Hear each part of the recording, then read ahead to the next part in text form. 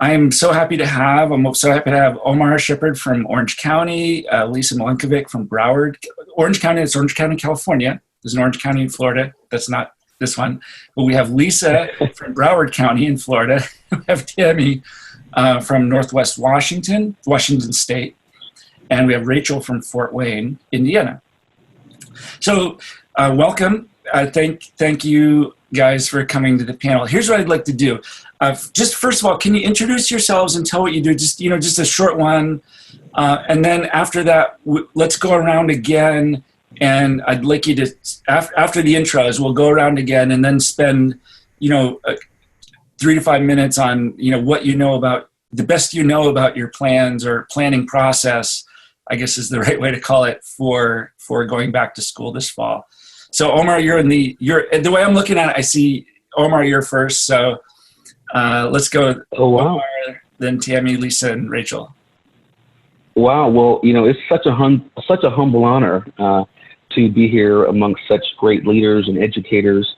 Let me introduce myself. My name's Omar Shepard. I have the honor of serving as a curriculum specialist in STEM and career education with the Orange County Department of Education. It's so interesting because many years ago, I had the honor of serving as the director for the California Math and Science Grant. Our grant was called the Systems Grant. Yes, it's an acronym for STEMizing youth scholars through technology, engineering, math, and science. And we really had a dream. The dream was, how can we take this $1.5 million in the next 3 years to create project-based learning units to support students in engaging with NGSS and Common Core math. In fact, it's what gave me the opportunity to meet Dave as we were introduced to PocketLab as a great resource to integrate. But then from there, unfortunately, the California Math and Science Partnership was sunset, and I did have to kind of shift gears. And there was a big movement around career technical education, which is when I shifted my work into that area, really focusing on computer science and identifying ways we can create pathways for all students to be able to engage in meaningful learning. On the career education side, I do have a special education focus. I have a caseload of about 60 students where I support them with transition to life after high school. So I'm really humbled to be here and looking forward to sharing and learning alongside.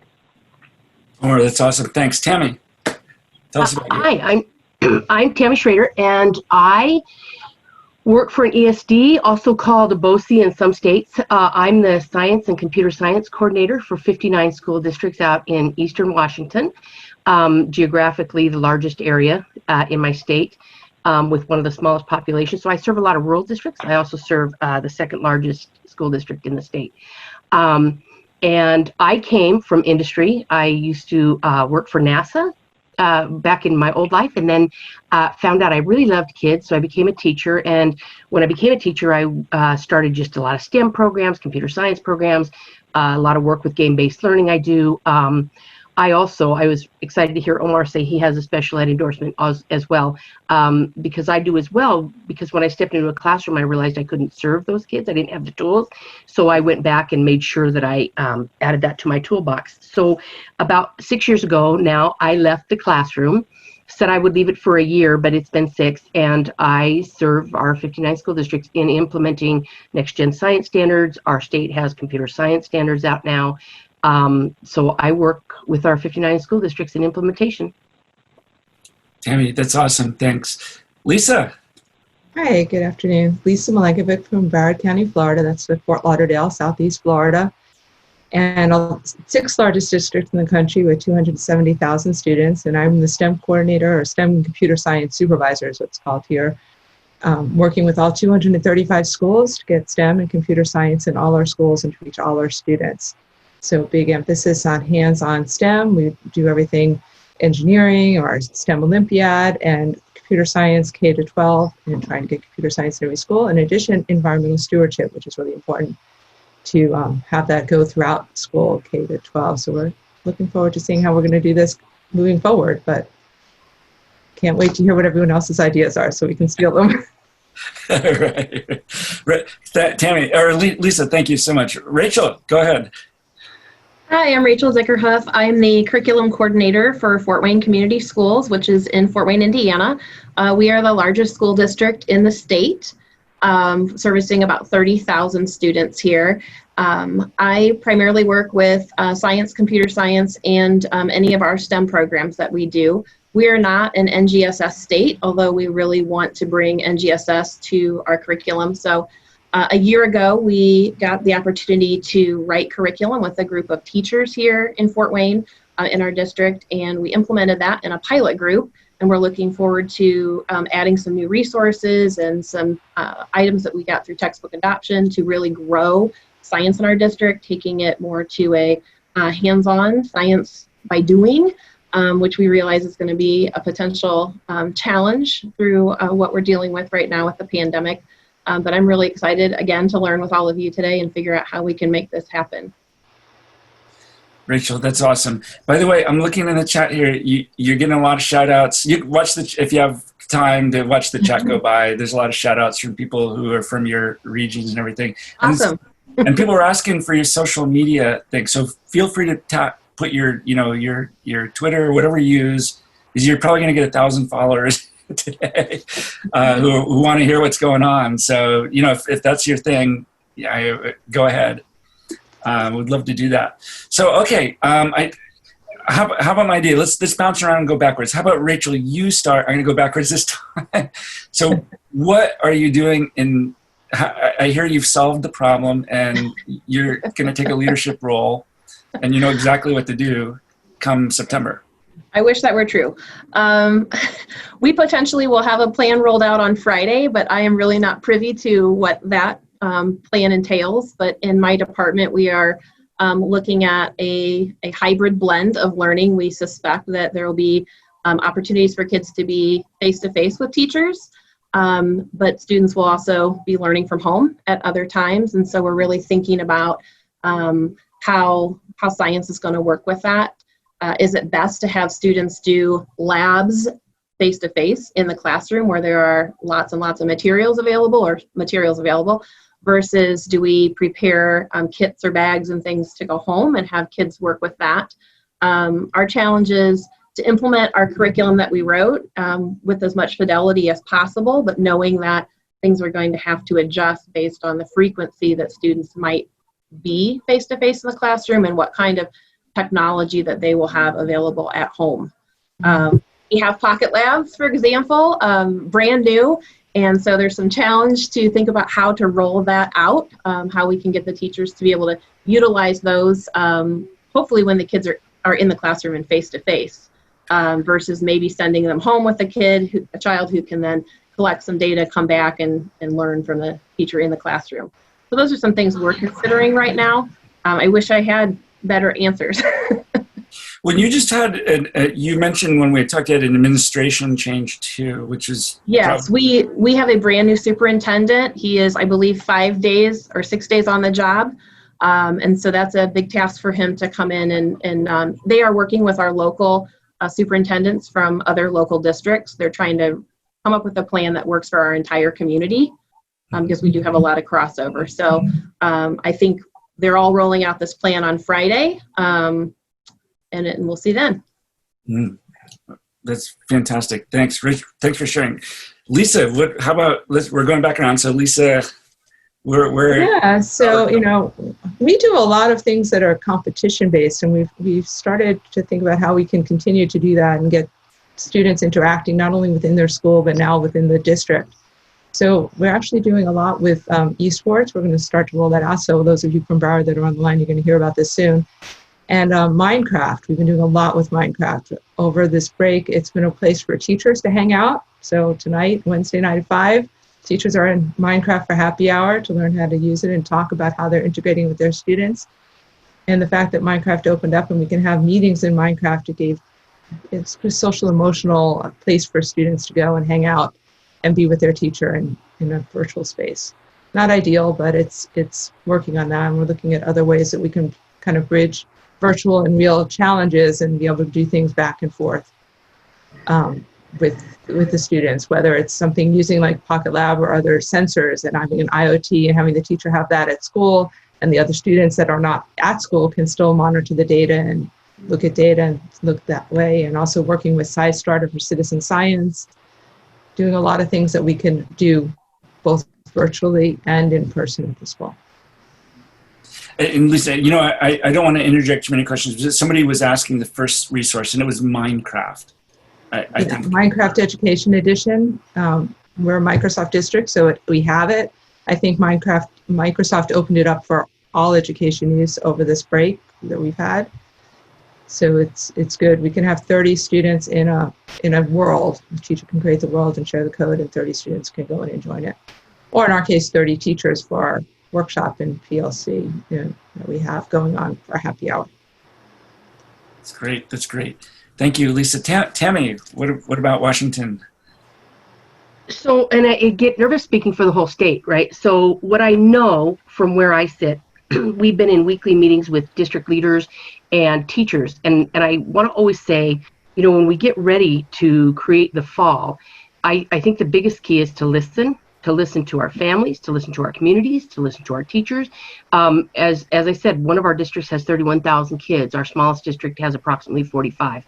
Coming back in the fall can look very different for those, right? For those classes, and solving that problem. So one of the things that we're finding in STEM is we have polled parents about what they want, what they're comfortable with. You know, parents with high-risk kids are saying we don't want to send our kids to school. So basically, we're trying to solve the problem for everyone, and we're trying to listen as much as we can. So some of the plans as of right now, and you know as well as I do, we're only at July 8th. September 1st is a little ways away, so things may change drastically.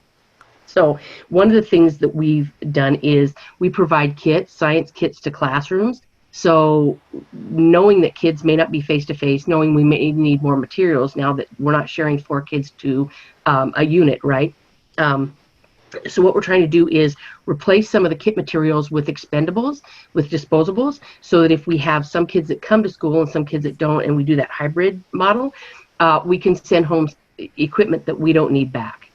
So right now we're doing all that research. Across the state, we are creating Canvas courses for teachers so that they can get the professional development they need around what this looks like if they're sending kits home and sending bags home of things that aren't going to come back, and how we can tweak the lesson and do the best we can. I know that those kit companies are also working on the problem, knowing that we will have some kids face-to-face, some kids at home, and we have schools that are doing a hybrid model where kids will come on an A-B day, and so teachers will see them sometimes.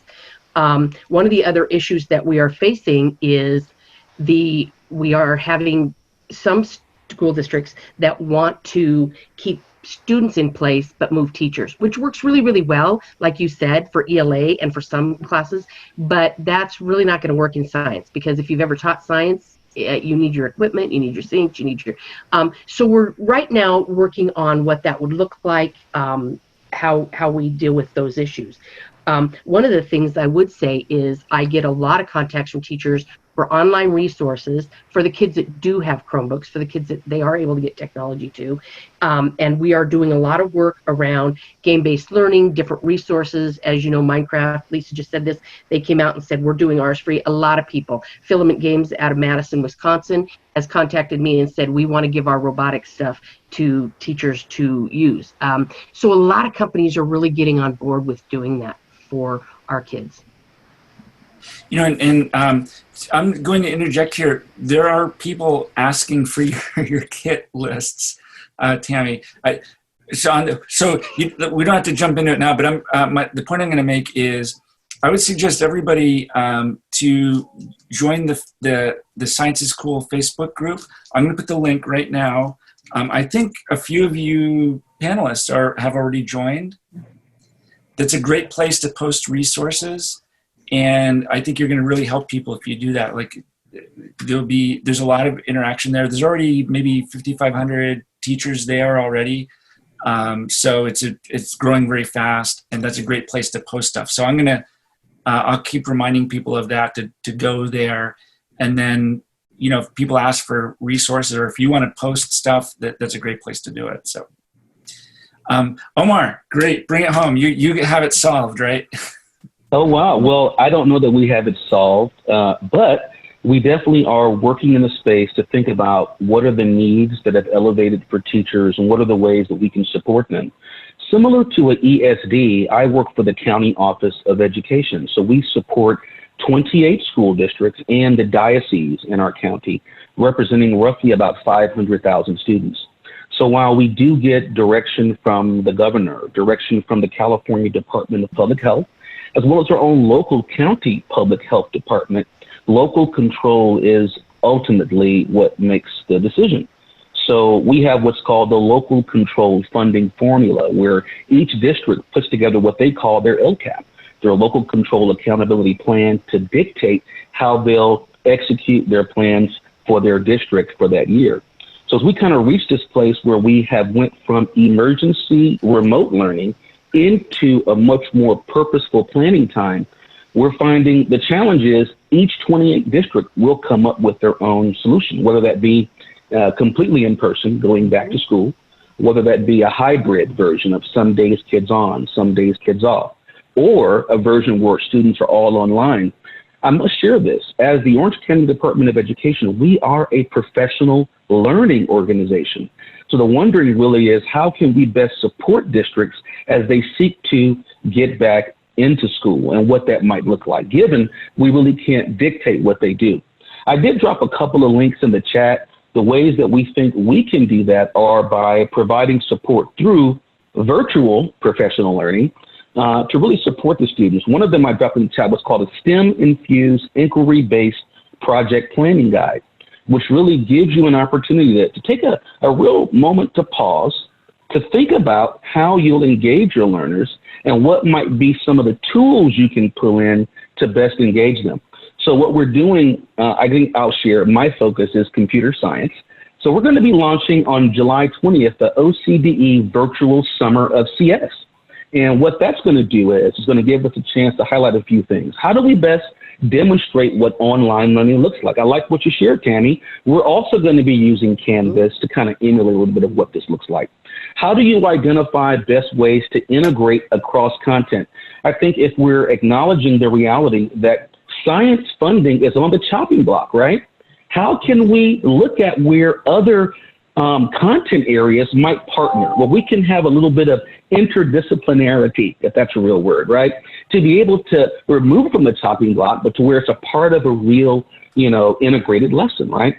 And then also looking at the integration of UDL. Here in California, our big push is for multiple tiered systems of support.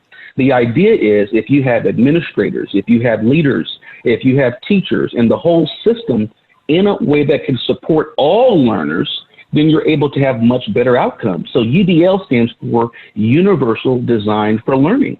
And I invite you to look into that, check out some of the resources that I've added there, because that's really what we're doing now to try to see how we can best support teachers. Given that each district may choose something different, we're really just trying to find ways we can engage them all with the resources and supports that they need to be able to engage their learners where they are. I hope that helps. This is great.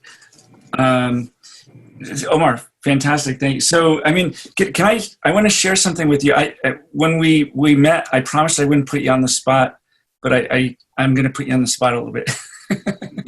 We did, for the registrants, we did a survey of what their plans were. And I will show you quickly the survey, and I think you'll appreciate this. It's very interesting data. So we asked, let's see, can you guys see my share screen? Yeah. Yeah, so we asked them, when they registered for the conference, you probably all registered and saw this too. What will you be teaching? How will you be teaching? Hybrid, remote, in-person, not sure. By the time I downloaded the data, we had 7,700 respondents, quite a bit, 109 countries. Very interesting. So I made two graphs here. This is the attendee survey data, and one of the pie charts is US, and the other pie chart is ROW. Right? And without looking at, you could read my other slide, which might give it away, but which do you think is the US and which do you think is the ROW, I mean rest of the world, not outside of international. And I would put Canada and Mexico, our neighbors, in ROW. And so this is just US data. So you can see, one of them is like 20%. Well, both of them are about 20% hybrid, but this is a big difference in the not sure here. Who's not sure?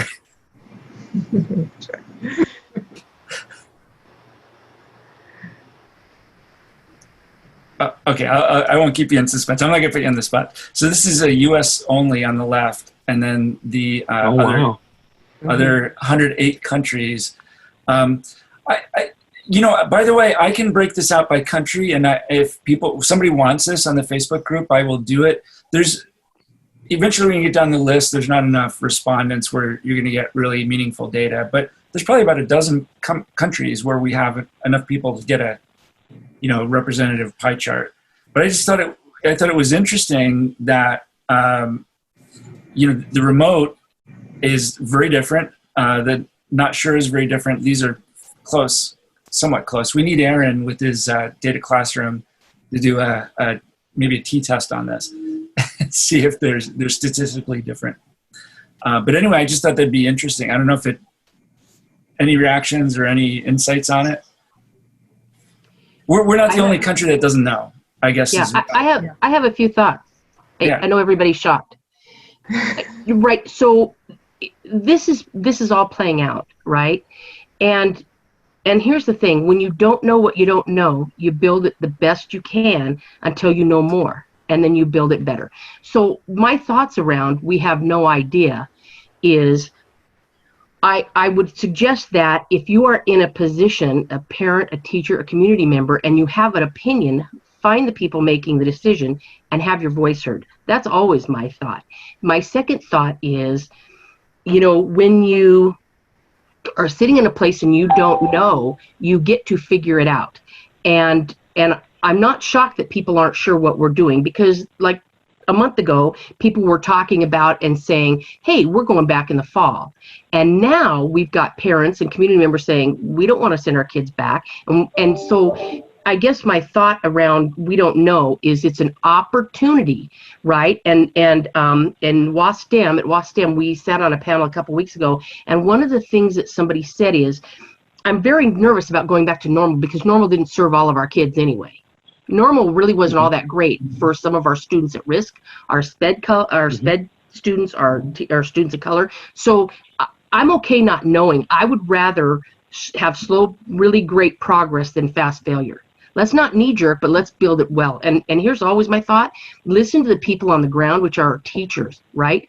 They know a whole lot about what's going on and how it will affect them, their families, and their classrooms. And that's what I'll just stop there. And I really appreciate you sharing that, Tammy, because it's really hard for me to not acknowledge the duality of hats that I wear. For example, right now I'm wearing my STEM educator hat.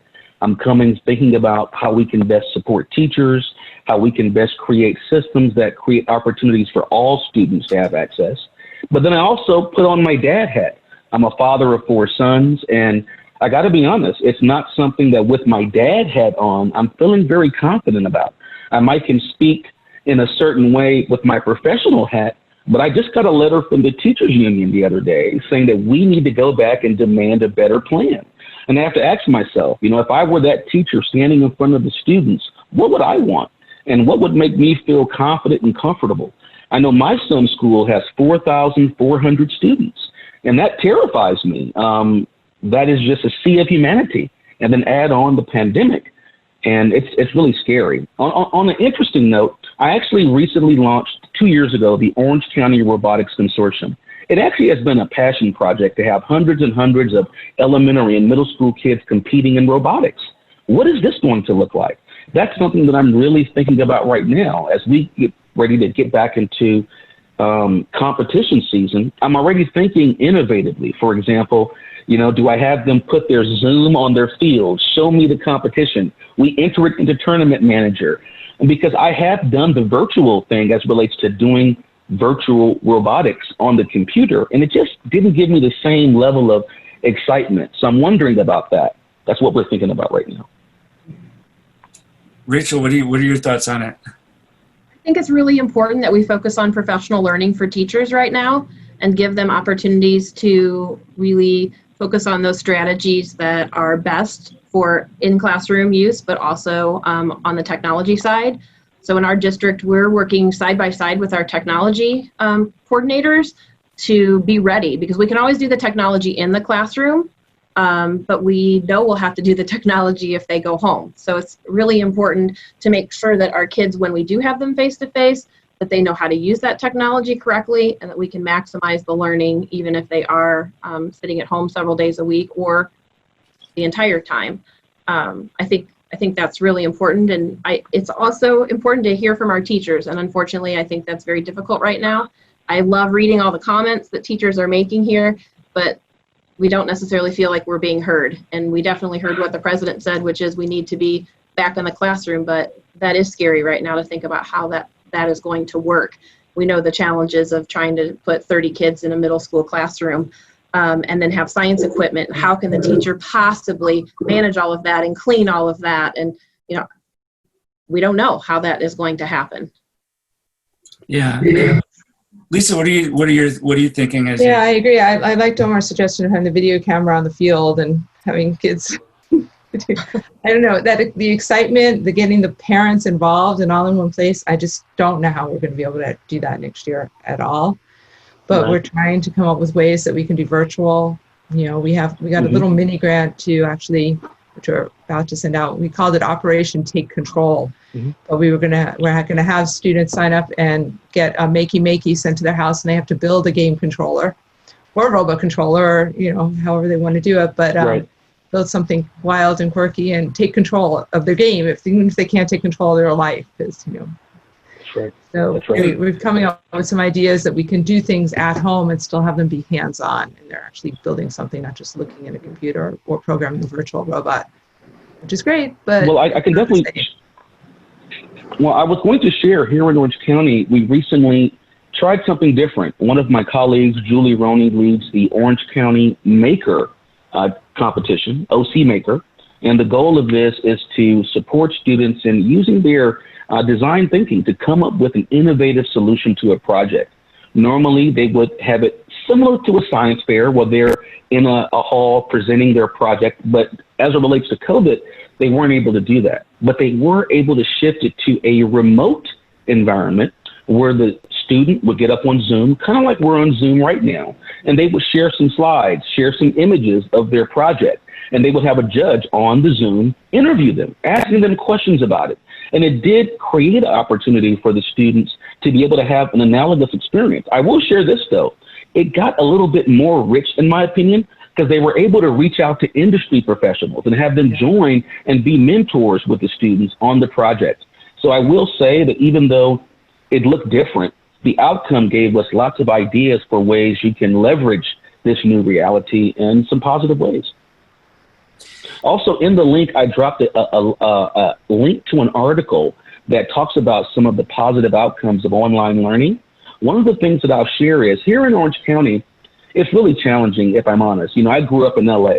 So growing up in Los Angeles, I guess I had a certain mindset what Orange County was going to be like. And I'll be honest, I might wake up in the day at Newport Coast at an elementary school where their backyard is the literal beach. And then I might end my day, let's say in Buena Park or another area where even though the beach is maybe 10 or 15 miles from them, those students have never been there. So you began to see the diversity as it relates to socioeconomic status within the county.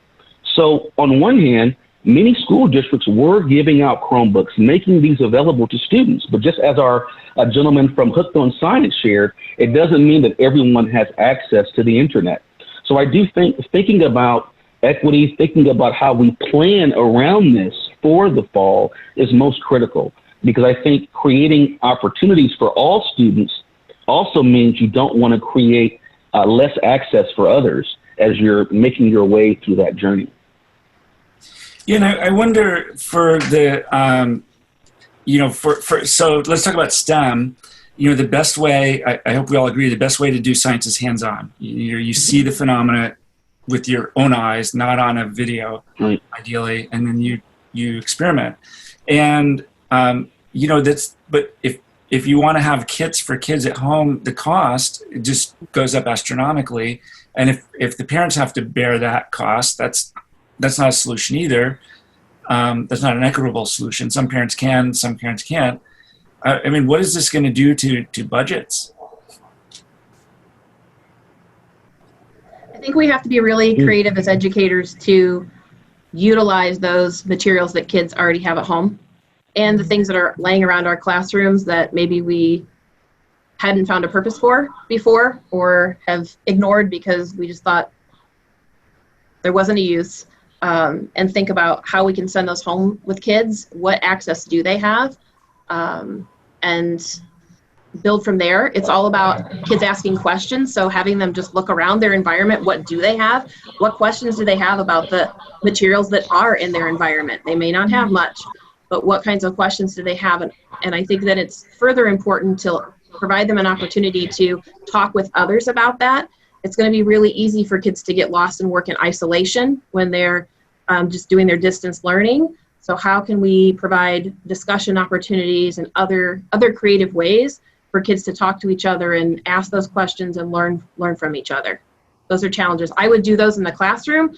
So if I am fortunate enough to have students in a classroom to start the year, I want to build those skills. I want to have my kids start to ask questions, get them talking with each other, build those relationships with them so that when they are at home, if they do have to get onto a discussion board or do a flip grid or something like that, that they have some skills and knowledge to start to share and communicate their thinking around what they do have available to them.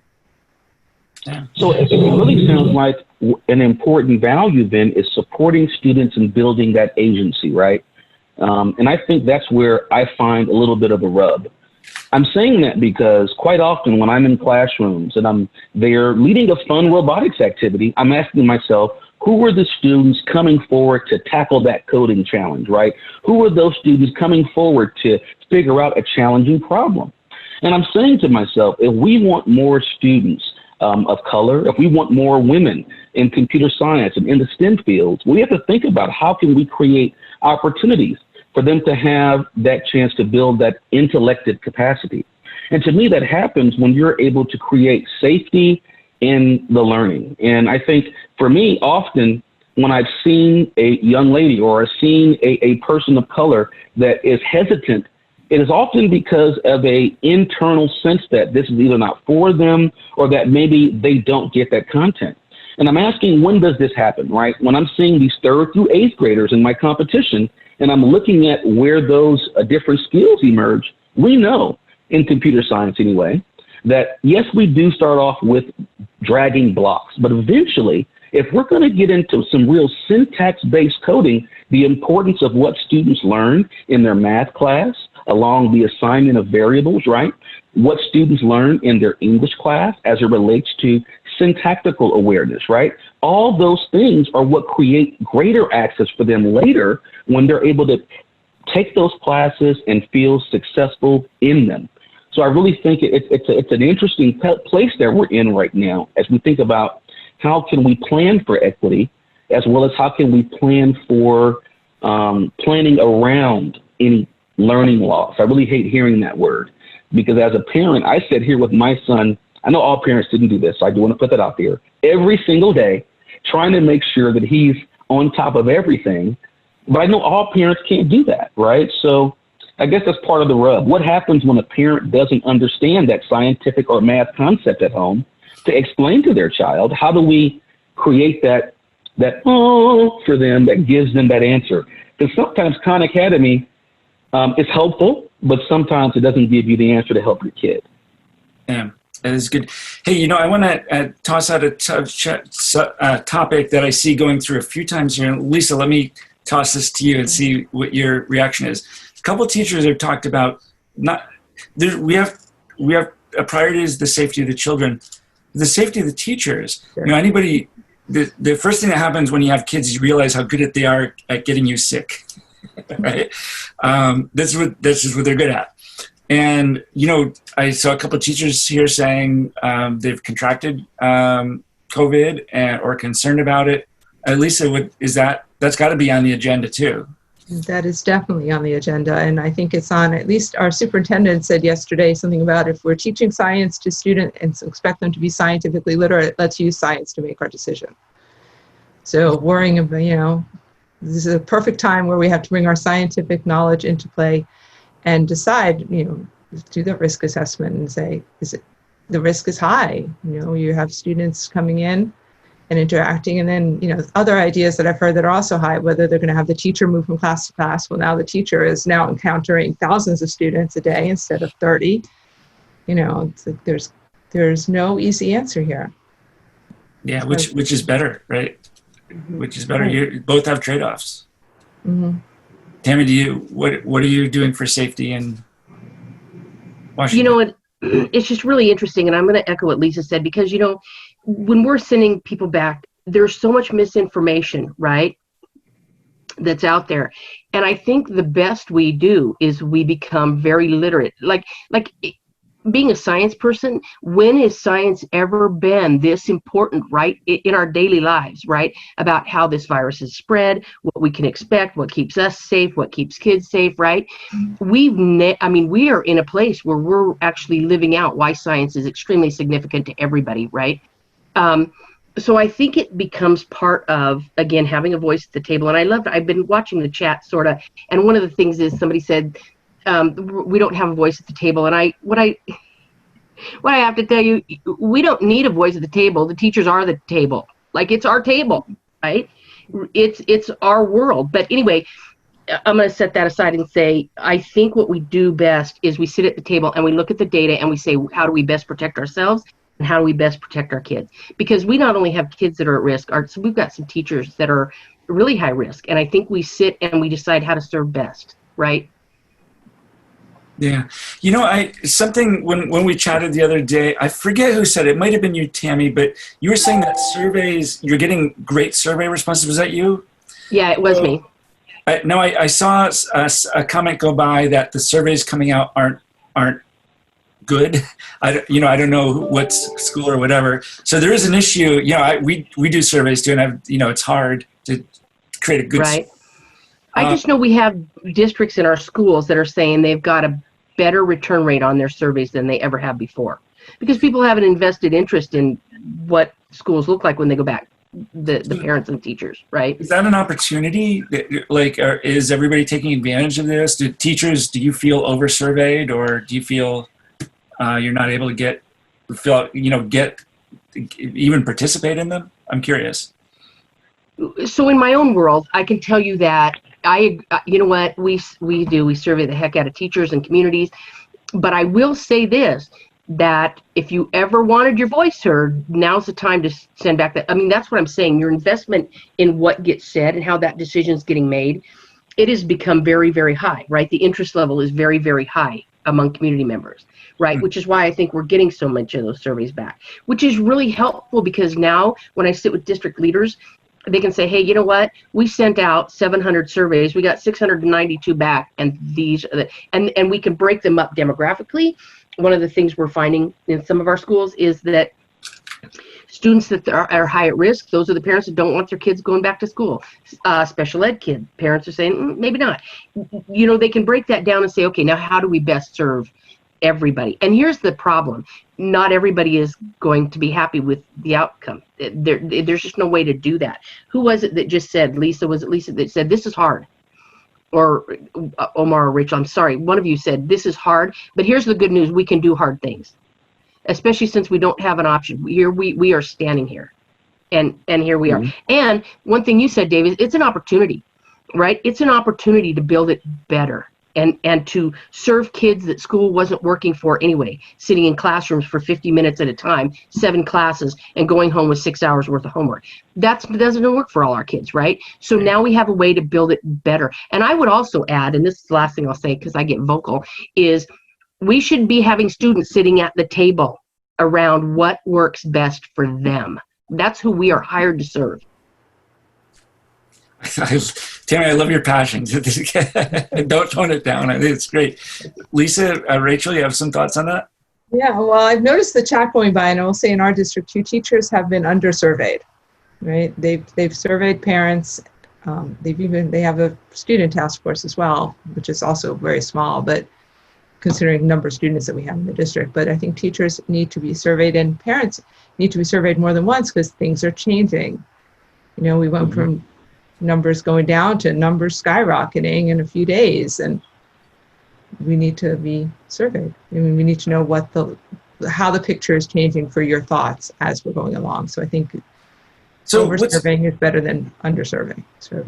Lisa, what struck me is, surveys, usually 10% response is good, right? But if you're getting 90% response, that means that you can design a better survey because, people will actually fill out. The trade-off in surveys is if you make it too long, people bail in the middle.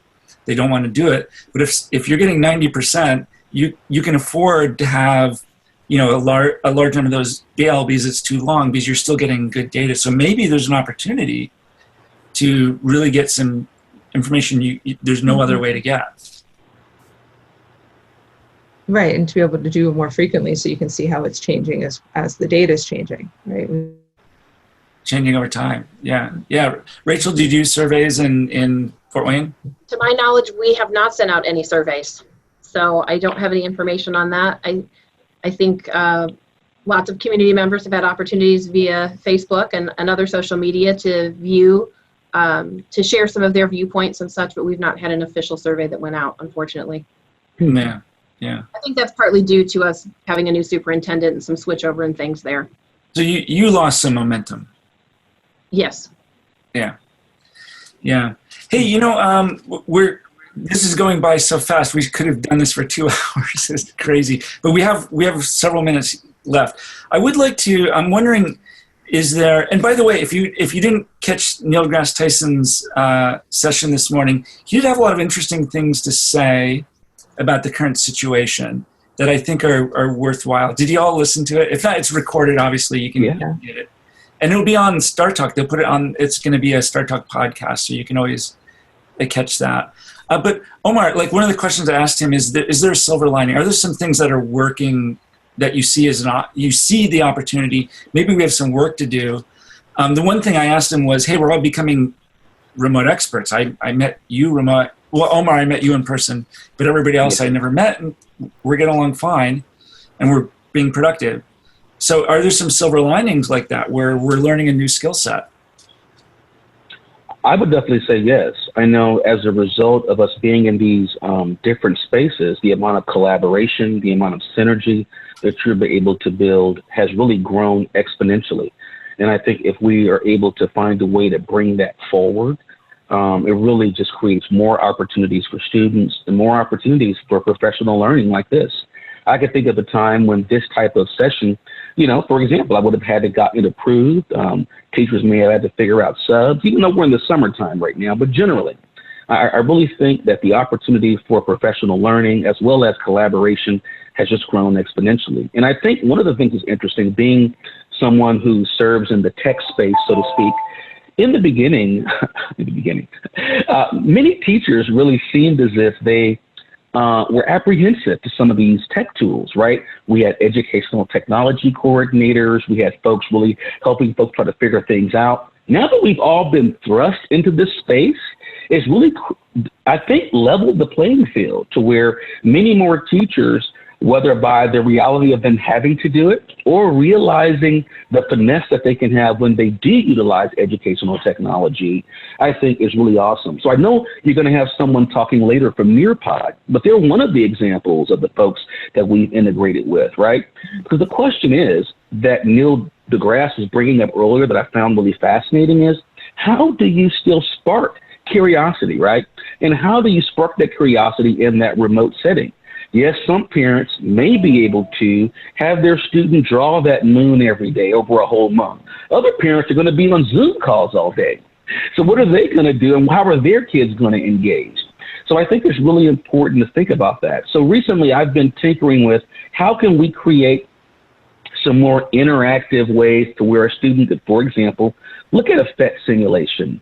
Maybe give a Flipgrid video of what they thought about it, right? Have another student respond to the other student's video, have another student now watch it, and then have them respond to what the other student said, just kind of building that conversation. Because what I find is if you want more students who maybe were more reluctant to contribute to the conversation, you've got to help them find ways to build that agency. So you've got to give them a chance to have that safety. Here's a little book plug. Culturally Responsive Teaching and the Brain by Zaretta Hammond. I like it because many have heard of culturally responsive teaching, but I like how she integrates a lot about how we learn and how the brain works. So as we're teachers planning, we can think about how can we integrate these structures and the way in which the brain learns and how we plan our lessons, whether they're remote or in person. And I think that's one of the silver linings and potential outcomes of where we can grow from this. That's great. Hey, Lisa, let me throw one question to you. In this situation that you have, are you seeing any groups of students who are able to actually thrive in this? There are those students that are, and we had a couple of early, I would say again, going back to Minecraft, we use Flipgrid for everything for students and teachers that are thriving. The state has given us some money for computer science professional development, and they didn't extend it long enough that we could not do training this summer. We had to do training this summer and switch everything from in-person to virtual. So we have teachers we're using Flipgrid for that as well, and they have to leave a Flipgrid and then leave a comment. And we had a student that did this amazing build in Minecraft and was able to, for sea level rise, and designed like a whole basketball court that would hold the water when there was a storm surge, and then release it later. It was just amazing, and it all worked in Minecraft physics. But it was great, and that student obviously was doing well because they're digital native and working on their own, and that type of student. But there are students that are just not getting engaging at all.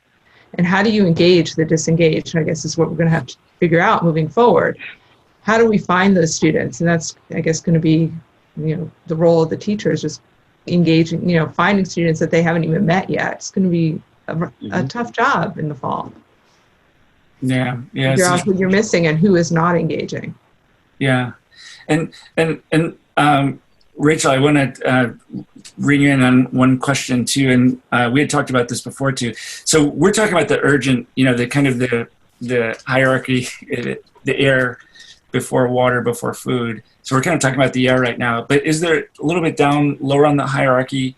What issues are next on the list? Let's put aside the immediate obvious safety and what are we going to do things, but do you see some opportunities there are technologies coming out and there are things going on that are interesting in the STEM education field right now? I think it's very exciting to see the professional learning that we're able to do and empower our teachers, who then turn around and engage our students at a higher level than perhaps what we were doing before. And there are so many awesome technologies out there that can be done in a face-to-face and in a virtual situation. So it's just critical to me that we allow our teachers to have time to really process, because it's overwhelming. And I love how they're collaborating because they can't do it all. When they're asked to post resources on a learning management system and conduct lessons face-to-face and all these other things, to be managing all of that is very difficult and challenging. And so the more that they can collaborate and break up the work and work together as a team, whether in one school or across a whole district, I think the better off that they are, and the happier and healthier the teachers are, the better the instruction is going to be for the students, who are really there wanting to learn. That's critical to me, that we consider the teachers. Yeah, this is fantastic. Hey, we're just about out of time. Okay, let's go around and get like 1 minute, because I don't want to cut away everybody's break. I always go over and compress the breaks, and I get criticized for that. So I apologize in advance. Let's take 1 minute each. Any final thoughts? Do you want to start off, Omar? Final thoughts? Oh, sure. I always remain an eternal optimist, even when the evidence says otherwise. And I'm hopeful that while we are in this space of uncertainty, that we will figure out a way to do what's best for students. After all, they are the ones who will be leading the next generation. I often say whether we think they should or not, because that's just a reality, right? And I think if we can find a way to leverage some of these great resources and great opportunities into more access for all learners, it really is what will help to create a much more equitable future for all. And I'm thankful for this opportunity, Dave. Yeah. Tammy, Omar, thank you. You froze up, but your audio was perfect, so don't worry. Tammy, what do you think? So I just have two thoughts, and neither one of them are mine. by the way, they were both stolen. I was once at a conference and somebody said the keynote was fabulous. And she said, do you know the difference between a scientist and a 5-year-old? Height, right? Science classes are something we made up to teach about science, but science comes to us every day, no matter what we do. You cannot break an egg and cook an egg without science, right? You can't do anything. That's chemistry. That's, material science. It's everywhere, and kids are exposed to it all the time. We just need to leverage it. And I know that sounds easy, but they come in contact with science all the time, every day, right? And the second thought I have is Megan Smith. She was a technology advisor under the Obama administration. I got to hear her say this, and I thought, that's an amazing thought, and here it is. Why are we making up billion-dollar problems for kids to solve in classrooms? Why don't we just let them solve the ones we're facing today? And now I'm going to stop. That's excellent. Lisa, what do you think? Final thoughts? I totally agree with that, and that's what we actually are working with SciStarter, so we can put our local problems into their dashboard and have our students solve them across the district and across the world. Be able to share these problems and get the kids to solve the problems, and that's true problem-based and project-based learning, right? So we're really looking forward to that and trying to get our students more involved. And let's look at the positives. There are some positives, as we talked about, of now being able to maybe design things even as a district level that we can then share with more schools and get more schools involved that they might not have been able to get involved in if they were just in their own little isolation. So we are kind of breaking down some walls by having to move to virtual. So think of the positives and to make those, amplify those and try to work through the negatives until we can solve the problems. Yeah, that's great. By the way, you mentioned SciStarter, right?